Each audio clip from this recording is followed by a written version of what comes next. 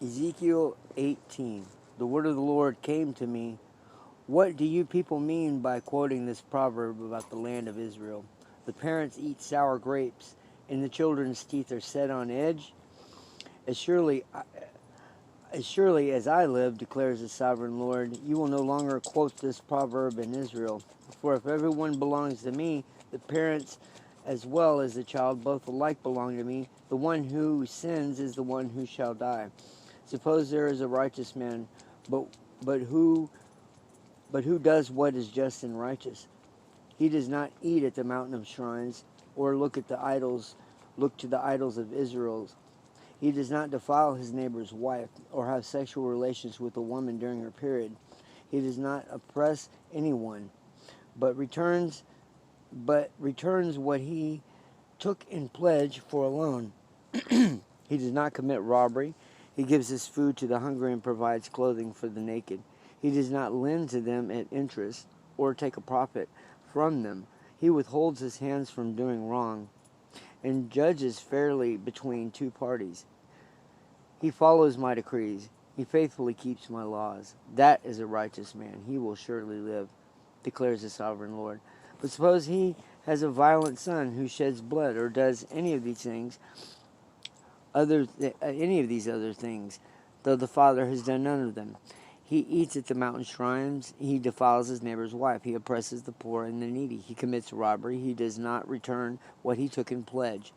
He looks to the idols. He does detestable things. He lends an interest and takes a profit. Will such a man live? He will not, because he has done all the things detestable, and he is to be put to death. His blood will be on his own head. But suppose his son has a son who sees all the sins of the father commits, and though he sees them, he does not do such things. He does not eat at the mountain shrines, nor look at the idols of Israel. He does not defile his neighbor's wife. He does not oppress anyone or require a pledge for a loan. He does not commit robbery. He gives food to the hungry and provide clothing for the naked. For he withholds his hand from mistreating the poor and takes no interest or profit from them. He keeps my laws and follows this decree. He will not die for his father's sins, but he will surely live. But his father will die for his own sin, because he practiced extortion, robbed his own brother, and did what was wrong among his people. And you ask, why does the son not share the guilt of his father, since the son has done what is just and right, and has been careful to keep all my decrees? He will surely live, and the one who sins is the one who will die. The child will not share the guilt of the parent, nor will the parent share the guilt of the child. The righteousness of the righteous will be credited to them, and the wickedness of the wicked shall be charged against them. But a wicked person turns away from all the sins they have committed and keeps my decrees and does what is just and right. This person will surely live. They will not die. None of the offenses they have committed will be remembered against them. Because of the righteous things they have done, they will live. Do I take pleasure in death of the wicked, declares the sovereign Lord? Rather, I am not pleased when they turn from their ways and live. But if a righteous person turns from their righteousness and commits sins, does the same detestable things as the wicked person does, will they live? None of the righteous things that person has done will be remembered, because of the unfaithfulness that they are guilty of, because of the sins that they have committed. They will die.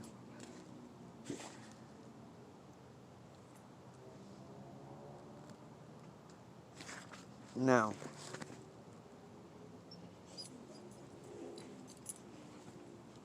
does the Lord forgive?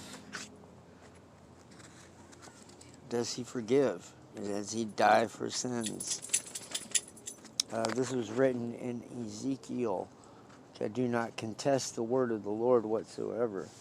But I do often think, when I read things like this, when they talk about the person that is committing the sin dying, a lot of times I'm starting to believe that is kind of a metaphor that person has gone away. That person no longer is. That is the old person. The new man has arrived, and doesn't do those things.